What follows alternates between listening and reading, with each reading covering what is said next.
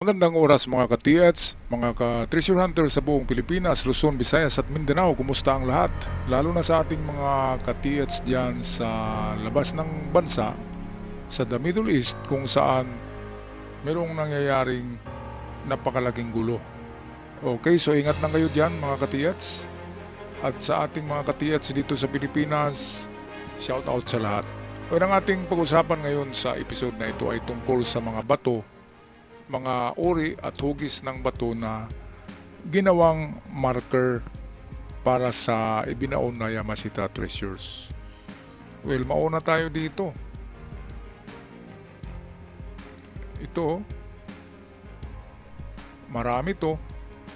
Iba't ibang hugis. Alam nyo kung anong mga hugis to? Merong mga pabilog. Merong paoblong.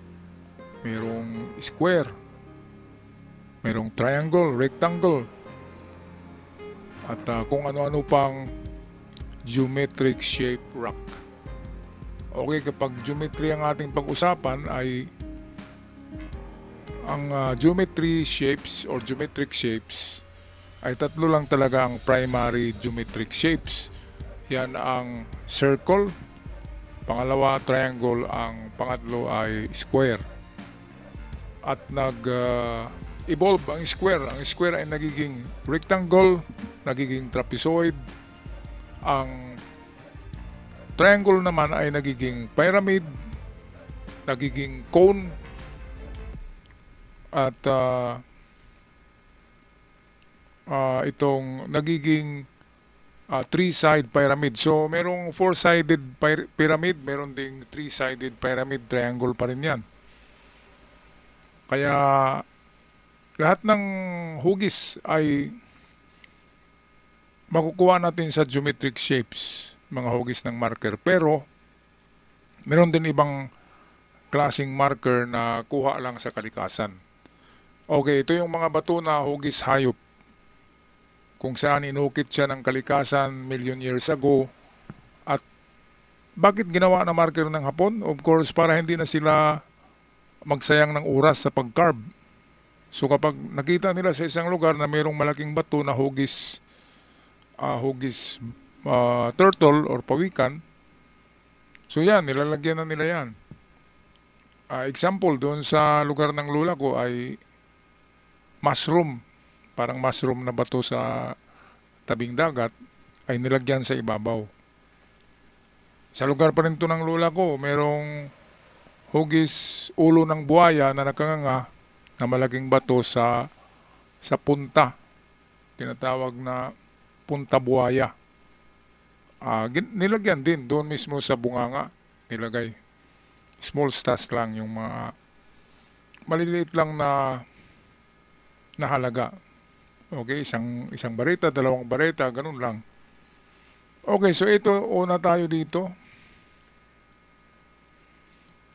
Itong mga ganitong hugis na bato, rectangular, ito square,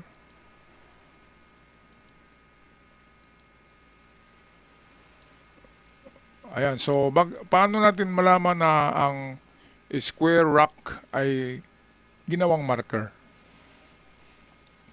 So kapag napakalaking square yan, ay ilalagyan talaga nila yan ng isang marka na sila lang ang nakakaalam. Karamihan dyan ay butas na pabilog na binarina na mayroong lalim na 2 to 4 inches. Malalim siya. Uniform yung laki ng butas.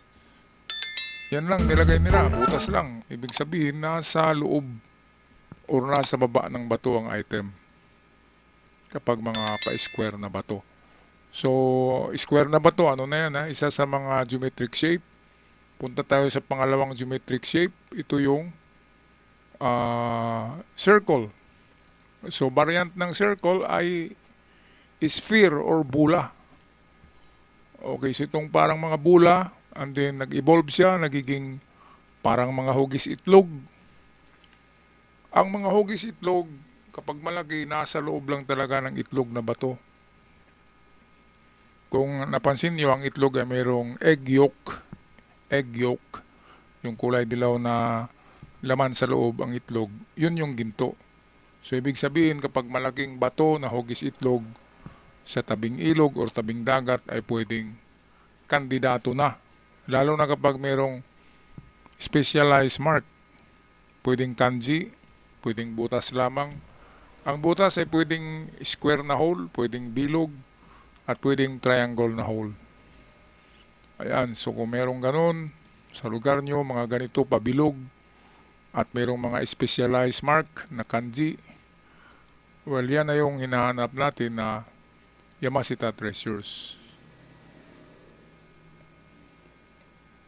Okay, so maraming hugis ng bato na ginawang marker.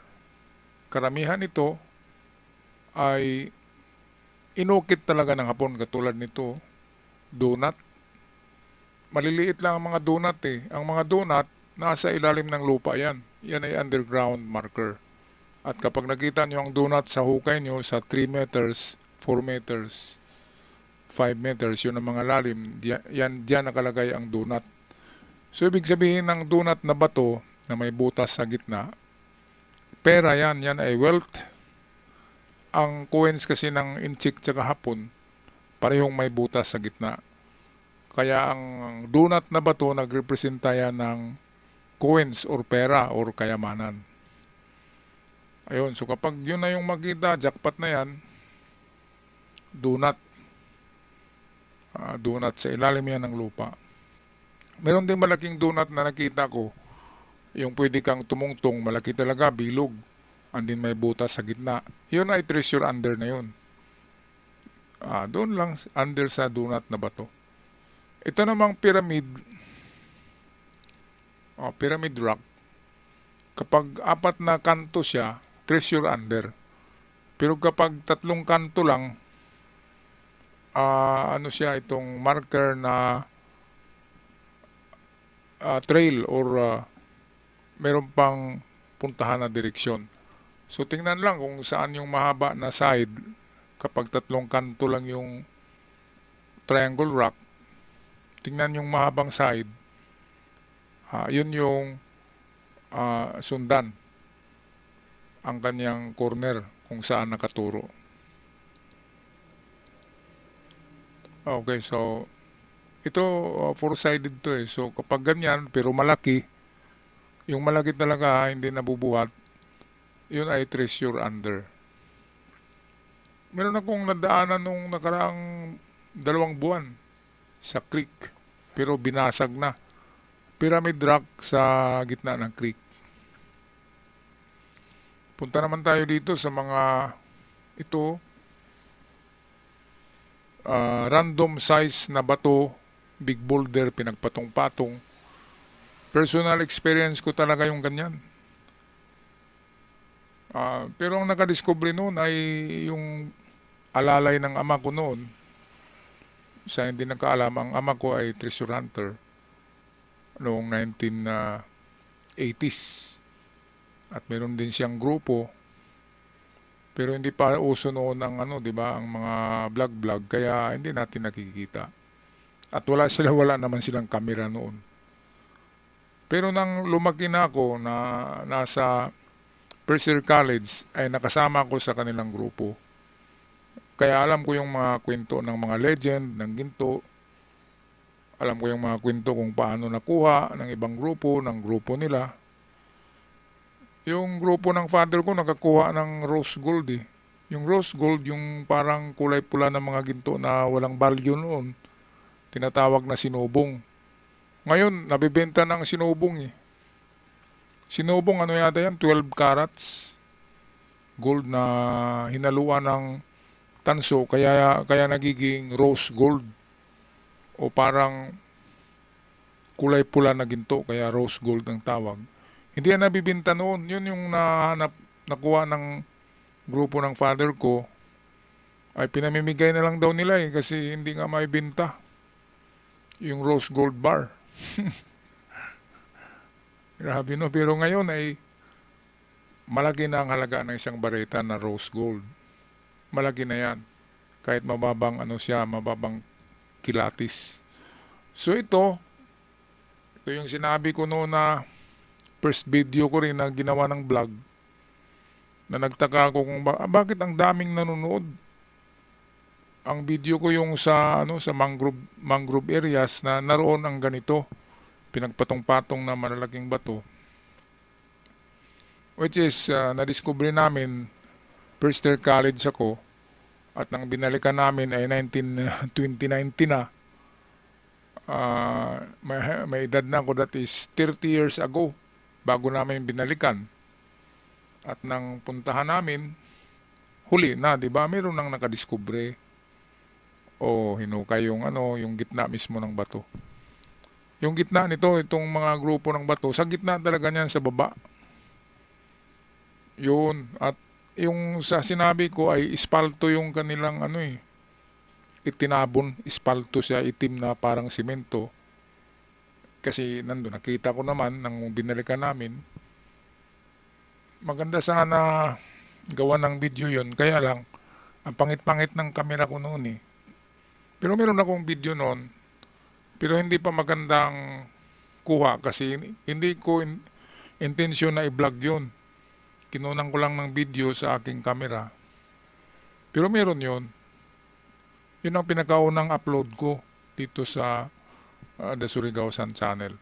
So kapag ganitong hugis na bato na pinagpatong-patong, lalo na nakatago doon sa lugar na walang tao, walang naninirahan, katulad ng mangroves sa Kabakawan, sa mga bakawan. Kapag nakatago doon sa bakawan ng ganito na malalaking bato na pinagpatong-patong, yan na yung treasure under talaga. Lalo na triangle ang pagkapatong kagaya nito. Swerte yan. Ito naman kahit sa bundok na walang maliban na lamang kung mga NPA, nagbaon ng kanilang kasama ay pinagpatong-patong yung mga bato. Pero kapag ang bundok ay wala talagang nakatira, tapos ganito ang nakita nyo, pinagpatong-patong yung mga big boulders, so pwede nyong tingnan ang pinakailalim niyan, ang sentro. Ito minsan kapag ganito na maliliit lang na nakaumbok, pwedeng merong farmer sa lugar, andin yung mga bato kinuha niya, andin inipon niya sa isang side, sa isang banda, kaya ganyan ang itsura. Pero kapag malalaki na hindi mabubuhat ng isang tao na bato ang pinagpapatong-patong, yun na yung marker ng treasure. Kapag ganito na maliliit na pwede lang itapon ng isang tao, ganon kasi sa bundok yung mga nagtatanim ng mga kamuting kahoy, yung pagbungkal nila ng lupa kapag may bato, binukod nila doon sa unahan at napurma yan na ganyan. Kaya hindi tayo magtaka kung merong ganyan sa bundok kapag maliliit. Merong farmers. Pero kapag malalaki na hindi nabubuhat ng isang tao na pinagpapatong-patong, ayan na yung treasure marker. Katulad nito, malalaki, treasure marker na yan.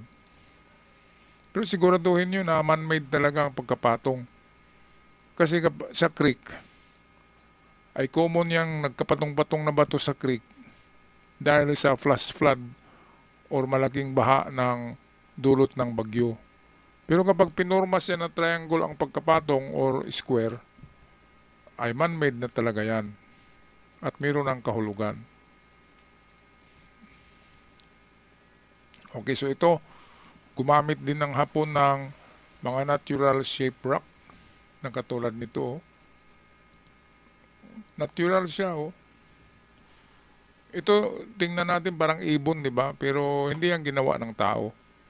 Ginawa ng kalikasan. Pero nang makita ng Hapon, sabi ng Hapon, ito, maganda to kasi pagbalik natin, hanapin lang natin ang hugis agila na malaking bato. Yun na yun. Ilagay natin sa puwitan tong kayamanan. So, ganyan yan, mga ka-TH. Kaya magtaka tayo, bakit may treasure sa mga bato na gawa ng kalikasan? Dahil sa purma.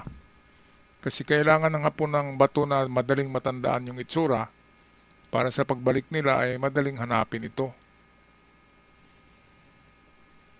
Katulad na lamang nito, hugis elepante. Sigurado, pwede kasing dagdagan nila lagyan nila ng specialized mark na magtuturo kung saan. Katulad nito yung elepante, napakalaki. Saan ba natin nahanapin, di ba? So, ang Hapon lang ang nakakaalam niyan. Mga pagong na hugis na bato, kagaya nito. Ito nakatingalay, papuntang itaas. Ibig sabihin, wala sa itaas, nasa puwitan. So, natural made siya, pero ginawa pa rin siyang marker ng Hapon dahil maganda ang pagkahugis. So, ibig sabihin, kapag magandang hugis ng kalikasan ng bato, kagaya nito, ay pwedeng gawing marker ng Hapon. Kapag napadaan ng Hapon at may daladalang ginto na gustong ibaon, siyempre hindi na sila magka-carve ng bato dahil narito na yung hugis pagong. Ang tanging gawin nila ay ibaon na lamang ito at tandaan kung saan parte ng bato o saang gilid ng bato nila ay binaon.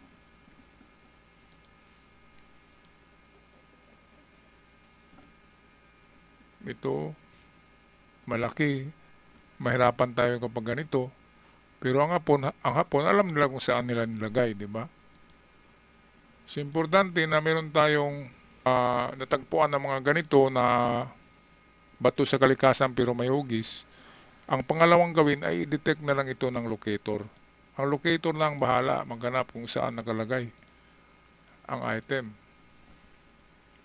And then lastly ay itong mga hugis barko na bato. Mga hugis barko. Kagaya nito. Ito ay nakuha to eh.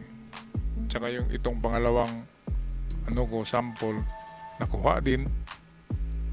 Kaya 100% kapag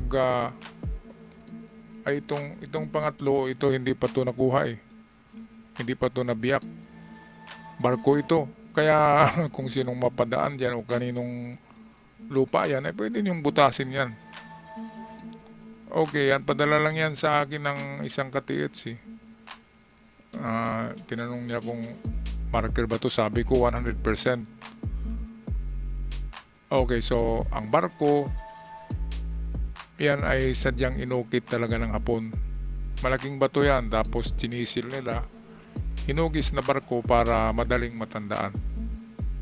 Okay, so yan lang ang aking partial na mga hugis ng bato at hugis ng kalikasan. Bato sa kalikasan at man-made na hugis ng bato na ginawang treasure marker ng mga Hapon. Okay, so hanggang sa muli mga ka-THs, maraming salamat sa panonood at sa mga bago pa lamang napadpad sa channel, paki-subscribe na lang para palagi tayong updated. Maraming salamat hanggang sa muli. Paalam.